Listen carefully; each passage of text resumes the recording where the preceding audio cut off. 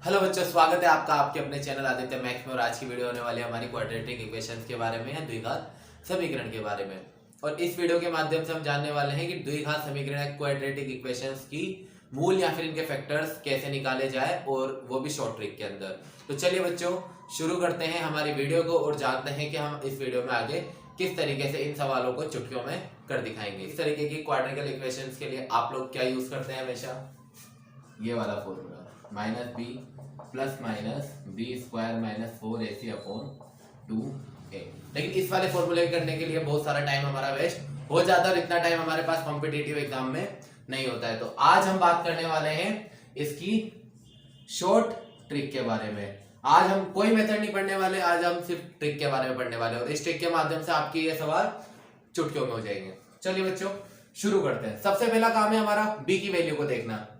मेरे वर्ड्स को ध्यान रखना बच्चों, बी की वैल्यू को मुझे सबसे पहले देखना पड़ेगा।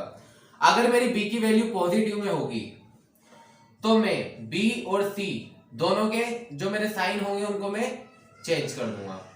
और अगर मेरे बी की वैल्यू माइनस में होगी तो मैं सिर्फ बी के साइंस को चेंज करूंगा। तो बच्चों यहां पर बात हो रही है बी के बारे में। बी मेरा क्या है? बी मेरा है एक्स का कोएफिशिएंट। अगर मेरा एक्स का जो भी कोएफिशिएंट होगा वो मेरी बी की वैल्यू होगी। यहां पर मेरा x क्या है? कोई वैल्यू है, x का जो मेरा कोएफिशिएंट है वो है मेरा 8 और 8 मेरा क्या है यहां पर? b। और अगर मैं बात करूं c की तो c मेरा क्या है यहां पर?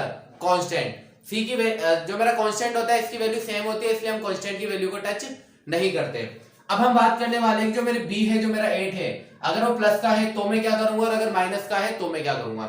अगर ये मेरा प्लस में है तो मैं b और c दोनों के साइंस को चेंज कर दूंगा। और अगर मेरा ये माइनस में तो सिर्फ मैं एक बी के साइन को चेंज करूंगा, जो भी होगा प्लस या माइनस। तो बच्चों शुरू करते हैं। अगर मेरा यहाँ पे प्लस का साइन है तो मुझे बी और सी दोनों के साइंस को क्या करना होगा? चेंज। तो मैंने यहाँ भी प्लस की जगह माइनस कर दिया और यहाँ भी प्लस की जगह माइनस कर दिया। तो बच्चों जब मैंने यहाँ दोनों जगह प्लस की जगह माइनस कर दिया तो अब मेरी काम की बात ये आती है, जो मेरा यहाँ सी है मुझे इसके ऐसे दो टुकड़े करने हैं जिनको यहाँ पर प्लस है, तो जिनको प्लस करने पर 8 आए और मल्टीप्लाई करने पर 15 आए। तो क्या मैं इसके 5 और 3 लिख सकता हूं क्या? 5 और 3 को अगर मैं प्लस करता हूं तो क्या आएगा? 8 और 5 को 3 से मल्टीप्लाई करता हूं तो क्या आएगा? 15। तो बच्चों यही मेरा इसका आंसर है। अगला सवाल की ओर बढ़ते हुए, यहां पर मेरा प्लस है जो कि मेरा बी का कोएफिशिएंट है 11 और 11 मेरा दे रखा है प्लस के अंदर, तो मैं इन दोनों के साइंस को चेंज कर दूंगा। अब जो मेरा सी है, मुझे सी के ऐसे दो टुकड़े करने हैं कि जिनको मैं मल्टीप्लाई करूं तो 30 आ जाए और जब मैं इनको प्लस या माइनस करूं तो मेरा 11 आ जाए। अब प्लस या माइनस का कैसे पता लगाना है कि किस क्वेश्चन के अंदर प्लस करना है, किस क्वेश्चन के अंदर माइनस करना है? तो इसका इंतजाम यहां पर होगा। अगर मेरा सी प्लस का है तो मुझे प्लस करना है और अगर सी माइनस का है तो मुझे माइनस करना है। अब मेरा यहां पर प्लस का है तो मुझे ऐसे दो नंबर्स को प्लस करना है कि मल्टीप्लाई करने पर 30 और प्लस करने पर 11 आ जाए। चलिए चलिए सोचिए बच्चों, फटाफट सोचिए। अगर मैं 6 और 5 लिख दूं तो क्या गलत होगा क्या?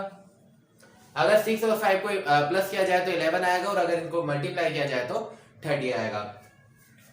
तीसरे क्वेश्चन की ओर बढ़ते हुए, यहां पर मेरा एक्स स्क्वायर का मेरा कोई वैल्यू नहीं अभी सवाल के अंदर। देखा जाए तो मेरा सी क्या है? मेरा 36 और यहां पर मेरा आ रहा है प्लस। अगर मेरा प्लस आएगा तो मुझे दोनों जगह क्या करना होगा? माइनस। अब 36 के मुझे ऐसे टुकड़े करने की मल्टीप्लाई करने पर तो 36 आ जाए और प्लस या माइनस करने पर 6 आ जाए। तो क्या मैं 6 और 6 लिख सकता हूं क्या? तो मेरे इसमें x की वैल्यू क्या आ गई? -6 और -6। इसमें मेरी x की वैल्यू थी -6 और 5, इसमें x की वैल्यू थी -5 और 3। आप इन सवालों को किसी भी मेथड से करके ट्राई कर सकते हैं, आपके आंसर सेम ही आएंगे। चलिए और आगे के क्वेश्चंस को हल करते हैं। तो बच्चों इसी तरीके के और सवालों को हम ट्राई करके देखते हैं। जब मेरा एक तो बच्चों इसी तरीके के सवालों को हम ट्राई करके देखते हैं। एक बार मैं आपको फिर बता देना चाह रहा हूं कि अगर मेरे b की वैल्यू पॉजिटिव में होगी तो मैं b और c दोनों के साइंस को चेंज करूंगा और अगर मेरे b की वैल्यू नेगेटिव में होगी तो मैं सिर्फ b के साइंस को चेंज करने वाला हूं। यहाँ पर मेरी वैल्यू नेगेटिव में है तो मैं सिर्फ b के साइन को चेंज करूंगा। यहाँ c का जो भी मेरा साइन है मैं उसको एज इट इज उतार दूंगा। अब मुझे 156 जो कि मेरा c है, मुझे c के ऐसे टुकड़े करने की प्लस या माइनस। अब यहाँ प्लस है तो प्लस करने पर कितना आ जाए? मेरा 25 और मल्टीप्लाई करने पर कितना आ जाए? 156। तो क्या मैं 12 और 13 को अगर मैं प्लस करता हूं तो क्या मेरा 25 आ रहा है? और क्या मैं इन दोनों को मल्टीप्लाई कर देता हूं तो क्या मेरा 156 आ जाएगा? अगर आ जाएगा तो यही मेरा आंसर है। अगले सवाल की ओर बढ़ते हुए, क्या मैं 8x में आगे मेरा माइनस है, तो माइनस है तो मुझे सिर्फ इसका चिन्ह चेंज करना है, और यहाँ माइनस है तो इसको एज इट इज, माइनस होता है तो सिर्फ मैं b का चिन्ह चेंज करता हूँ। अब 180 के ऐसे टुकड़े करने जिसको माइनस, 180 के ऐसे टुकड़े जिसको माइनस करने पर मेरा 8 आया, तो क्या मैं 18 और 10 ले सकता हूँ? अगर मैं 18 में से 10 माइनस करता हूँ तो मेरा 8 आंसर आता है, जो कि मेरा b की वैल्यू है, और अगर मैं इन दोनों को मल्टीप्लाई करता हूँ तो मेरी c की वैल्यू आ जाती है। तो बच्चों यही मेरा इसका आंसर है।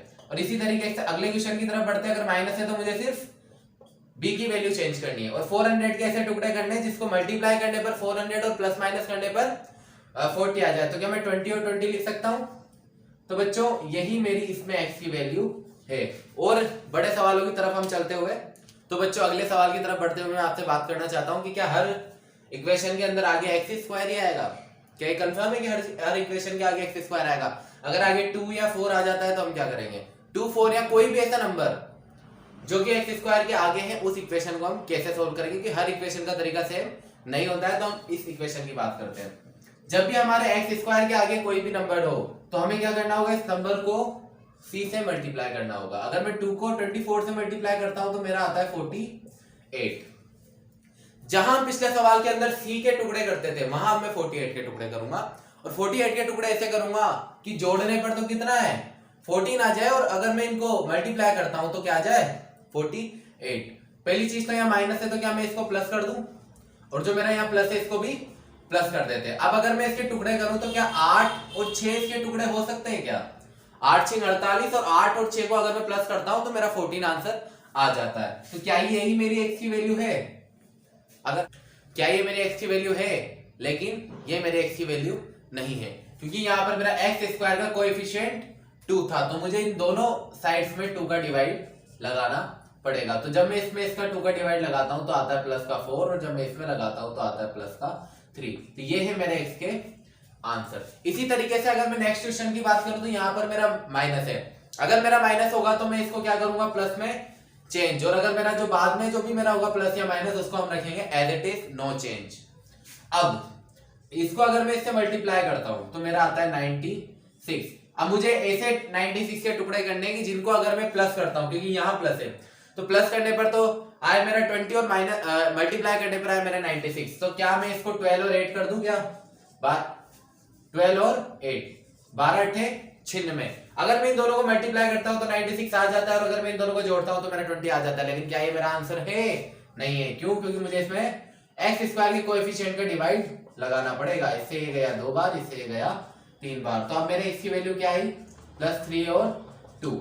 अगले सवाल की ओर बढ़ते हुए, यहाँ मेरे पास लिखा हुआ है पीछे माइनस का 56, और आगे लिखा हुआ है माइनस। अगर माइनस होता है तो सिर्फ मुझे आगे का चिन्ह चेंज करना होता है, जो कि है मेरा प्लस, और अगर मैं प्लस यहाँ कर देता हूं तो मुझे सेकंड वाले का सिर्फ क्या करना है? No change. -56 के अगर मैं टुकड़े करूं जिनको मल्टीप्लाई करने पर 56 आ जाए, तो 7 8 जा 56। तो क्या मैं यहाँ पर 8 और यहाँ पर 7 लिख सकता हूं क्या? तो बच्चों यही है मेरे इसके आंसर। अगर वीडियो पसंद आई हो तो वीडियो को लाइक कीजिए, कमेंट कीजिए, और ज्यादा से ज्यादा शेयर कीजिए। और अगर आप हमारे चैनल पर नए हैं तो चैनल को सब्सक्राइब कीजिए। इसी तरीके के कॉम्पिटिटिव एग्जाम के लिए छोटे ट्रिक्स आपके लिए नई नई आती रहेगी। धन्यवाद।